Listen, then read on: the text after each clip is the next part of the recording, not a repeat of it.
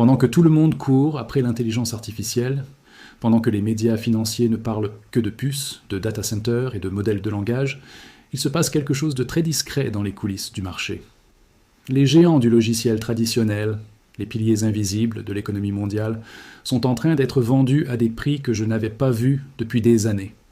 Et la majorité des investisseurs particuliers ne s'en rendent même pas compte. Aujourd'hui, ici sur Carte des marchés, je vais vous révéler pourquoi cette situation représente l'une des opportunités les plus solides et les plus mal comprises du marché actuel. Je vais vous parler d'Accenture, d'Adobe et de Salesforce, trois noms que vous connaissez peut-être, mais que vous n'avez probablement jamais analysés avec la profondeur qu'ils méritent vraiment. Et si vous restez jusqu'à la fin, je vous révèle lequel de ces trois titres représente, selon moi, l'alpha le plus asymétrique du moment. Celui que les institutions accumulent discrètement, pendant que la foule regarde ailleurs. Mais avant d'entrer dans le vif du sujet, je veux que vous compreniez quelque chose d'essentiel sur ce marché. Nous vivons une époque de distorsion narrative. Le récit dominant, celui qui capte toute l'attention et tous les flux de capitaux, est celui de l'intelligence artificielle et des semi-conducteurs. Ce récit est réel, il est puissant, mais il a créé un effet secondaire que peu d'analystes mentionnent ouvertement. Il a provoqué un exode massif des capitaux hors des entreprises logicielles établies, vers ces nouvelles stars de la tech. Et quand des capitaux fuient un secteur non pas parce que les fondamentaux se détériorent, mais simplement parce que l'attention se déplace ailleurs, c'est précisément à ce moment-là que les investisseurs patients et disciplinés construisent leur patrimoine de demain. C'est la règle numéro 1 de la gestion de patrimoine générationnel. Vous n'achetez pas ce qui est populaire, vous achetez ce qui est négligé, sous-évalué et fondamentalement solide. Parlons maintenant du contexte macroéconomique, parce qu'il est impossible de comprendre ces trois titres sans comprendre l'environnement dans lequel ils évoluent. La Réserve fédérale américaine maintient des taux d'intérêt élevés depuis plusieurs trimestres. Quand les taux sont élevés, le coût du capital monte.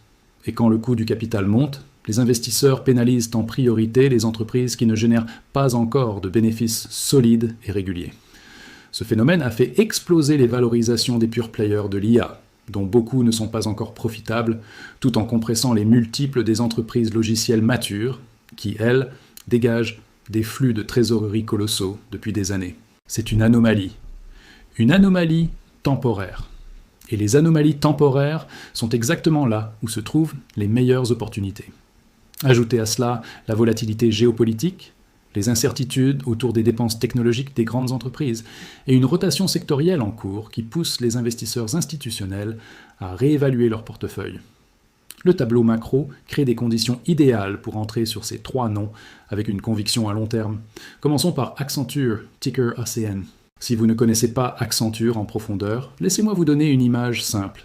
Imaginez que chaque grande entreprise dans le monde, banque, compagnie d'assurance, gouvernement, industriel, ait besoin d'un conseiller stratégique pour transformer ses systèmes informatiques, intégrer de nouveaux outils et rester compétitive à l'ère numérique. Accenture est ce conseiller, pour des centaines de milliers d'entreprises dans le monde entier. La firme emploie plus de 700 000 personnes à travers 120 pays. Ce n'est pas une start-up. C'est l'une des infrastructures invisibles les plus critiques de l'économie mondiale. Et voici ce que le marché semble avoir oublié ces derniers mois. Accenture est en train de se repositionner massivement sur l'intelligence artificielle générative. Ils ont annoncé des milliards de dollars d'investissement dans ce domaine, avec une stratégie claire, ne pas construire les modèles d'IA eux-mêmes, mais être le partenaire d'implémentation de référence pour les entreprises qui veulent utiliser ces technologies dans leurs opérations réelles. C'est une position extraordinairement stratégique. Car voici la vérité que peu de gens disent à voix haute. La grande majorité des entreprises dans le monde ne savent pas comment déployer l'intelligence artificielle dans leur organisation. Elles ont besoin d'un guide, d'un intégrateur de confiance, d'un partenaire qui comprend à la fois leurs systèmes existants et les nouvelles technologies. Accenture est ce partenaire, et elles sont payées des milliards pour jouer ce rôle. Maintenant, regardons les chiffres. Le titre ACN a perdu entre 25 et 30% de sa valeur par rapport à ses sommets historiques. Cette correction n'est pas liée à une dégradation des fondamentaux, elle est liée à une rotation sectorielle et à des préoccupations macroéconomiques générales sur les dépenses IT des entreprises. Les marges opérationnelles d'Accenture restent solides, autour de 14 à 15%. Le flux de trésorerie libre est massif, plusieurs milliards de dollars par an, ce qui permet à l'entreprise de verser des dividendes réguliers et de racheter ses propres actions. Le programme de rachat d'actions est particulièrement intéressant dans ce contexte. Quand une entreprise rachète ses propres actions à des prix déprimés, elle crée de la valeur pour les actionnaires restants de manière mécanique. Et Accenture le fait de manière systématique depuis des années. Le parallèle historique qui me vient ici est celui d'IBM dans les années 2000. IBM traversait alors une période similaire, l'attention du marché était ailleurs, les multiples s'étaient comprimés, et beaucoup pensaient que les géants du consulting IT étaient devenus obsolètes. Les investisseurs patients qui ont acheté IBM pendant cette période de disgrâce ont généré des retours très solides sur plusieurs années. Accenture n'est pas IBM. Accenture est, selon moi, fondamentalement plus solide. Mais la dynamique psychologique du marché est identique. La communauté de cartes des marchés sait que ce n'est pas en suivant la foule qu'on bâtit un patrimoine solide, c'est en analysant les fondamentaux et en ayant la discipline d'acheter quand les autres hésitent. Passons maintenant à Adobe, ticker ADBU. Adobe est l'une de ces entreprises que je qualifie de forteresse mentale. Voici ce que je veux dire par là. Adobe ne vend pas un logiciel, Adobe vend une identité professionnelle. Si vous êtes graphiste, directeur artistique, vidéaste, photographe, marketeur ou créatif de tout type, votre carrière repose sur la suite Adobe, Photoshop, Illustrator, Premiere Pro, After Effects, InDesign. Ces outils ne sont pas juste des logiciels, ils sont le langage commun de toute une industrie mondiale. Et voici la donnée qui me fascine le plus chez Adobe. Le taux de rétention de leurs clients professionnels et entreprises est parmi les plus élevés de toute l'industrie logicielle. Quand Adobe a voulu racheter Figma pour 20 milliards de dollars, les autorités de régulation ont bloqué l'opération, et le marché a pénalisé le titre. Mais regardons cette situation différemment. Le fait qu'Adobe ait voulu dépenser 20 milliards pour acquérir Figma prouve que le management reconnaît la menace venant du design collaboratif basé sur le cloud. Et voici la partie que le marché n'a pas encore pleinement valorisée. Adobe ne s'est pas assis sur ses lauriers après l'échec du rachat. Ils ont accéléré leur propre développement de fonctionnalités collaboratives dans leurs outils existants. Ils ont lancé des fonctionnalités d'intelligence artificielle générative directement intégrées à leur logiciel. Firefly, leur moteur d'IA générative pour la création visuelle, était maintenant disponible dans l'ensemble de la suite Creative Cloud. Pensez à ce que cela signifie concrètement. Un graphiste peut maintenant demander à Photoshop de générer un fond, d'étendre une image, de supprimer des éléments complexes, le tout avec un contrôle créatif total. Ce n'est pas de la concurrence avec l'IA, c'est de l'augmentation par l'IA. Et cette intégration se fait directement dans les outils que des dizaines de millions de professionnels utilisent déjà chaque jour. Le modèle économique d'Adobe est par ailleurs particulièrement résilient. Depuis la transition vers le modèle d'abonnement en 2013, Adobe génère des revenus récurrents prévisibles qui ne dépendent pas d'un cycle de vente de licences. Les abonnés paient chaque mois, chaque année, et ils renouvellent. Le chiffre d'affaires annualisé dépasse maintenant les 20 milliards de dollars. Les marges nettes sont supérieures à 25%. Ce sont des chiffres qui feraient rougir beaucoup d'entreprises dites de croissance. Et pourtant, le titre est en correction significative par rapport à ses sommets. Pourquoi ? Parce que le marché a eu peur que les outils d'IA génératifs gratuits ou peu coûteux, comme Midjourney ou DALL-E, ne cannibalisent l'usage d'Adobe. C'est une crainte légitime, mais c'est une crainte qui ignore une réalité fondamentale de l'industrie créative professionnelle. Les professionnels n'ont pas besoin d'une image générée en un clic. Ils ont besoin d'un outil de précision qui leur permet de contrôler chaque détail, d'itérer, de collaborer et de livrer un travail à un niveau de qualité que les outils de génération grand public ne peuvent pas encore atteindre. Adobe fournit ce niveau de précision. Et maintenant, ils y ajoutent la puissance de l'IA par-dessus. Ce n'est pas une histoire de disruption, c'est une histoire d'évolution et d'adaptation réussie. Laissez-moi maintenant vous parler de Salesforce, ticker CRM. Salesforce est peut-être l'entreprise de cette liste que le marché comprend le moins bien dans sa profondeur stratégique actuelle. Pour ceux qui ne connaissent pas, Salesforce est le fondateur et leader absolu du marché de la gestion de la relation client, le fameux CRM, dans le cloud. Mais ce positionnement initial ne reflète plus ce qu'est Salesforce aujourd'hui. Salesforce est devenu au fil des années une plateforme d'entreprise complète, grâce à des acquisitions stratégiques majeures. Slack pour la collaboration interne, Tableau pour la visualisation de données et la business intelligence, MuleSoft pour l'intégration entre systèmes. Ces acquisitions ont créé quelque chose de très difficile à répliquer pour un concurrent. Un écosystème intégré au cœur des opérations de centaines de milliers d'entreprises dans le monde. Et maintenant, Salesforce est en train de faire quelque chose qui me fascine profondément en tant qu'analyste. Ils sont en train d'intégrer l'intelligence artificielle agentique directement dans leur plateforme. Qu'est-ce que cela signifie concrètement ? Imaginez un agent IA qui gère automatiquement les interactions avec vos clients. qui répond aux emails, qui qualifie les prospects, qui met à jour les données dans le CRM, qui génère des rapports, qui déclenche des actions dans d'autres systèmes, le tout sans intervention humaine constante. C'est ce que Salesforce appelle Agent Force, et c'est la prochaine grande bataille de l'entreprise.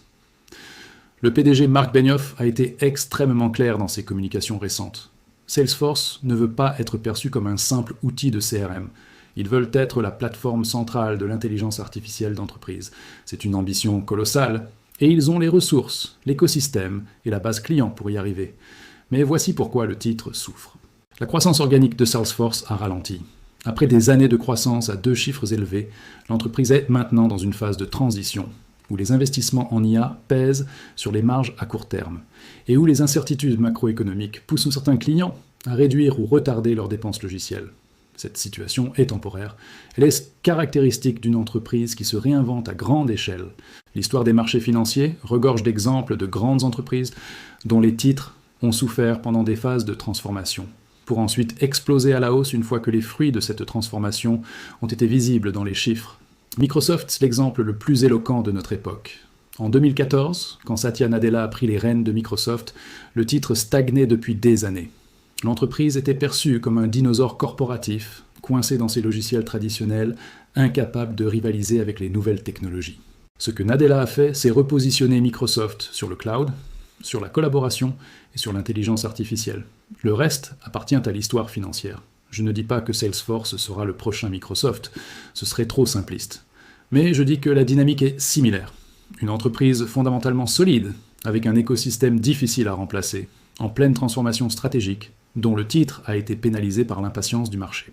Et pour les investisseurs patients de la communauté de cartes des marchés, c'est précisément ce type de situation qui crée les retours les plus significatifs sur le long terme. Je veux maintenant vous parler d'un piège que je vois se refermer sur de nombreux investisseurs particuliers en ce moment même.